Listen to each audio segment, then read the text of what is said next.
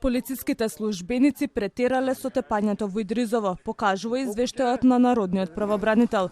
Снимките се прегледани, тврди омбудсманот Зибери и додава дека се прекршени правата на затворениците.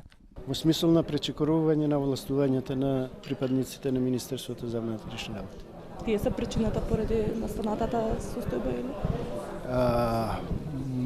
Не сум сигурен дали е тоа единствената причина. Јас гледам од перспектива на заштита на правата на затворениците.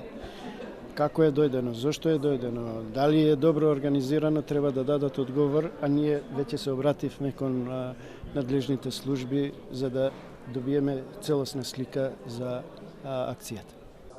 Пред 2 недели при претрез во полуотвореното оделение во затворот Идризово дошло до пресметка меѓу полицијата и осудениците.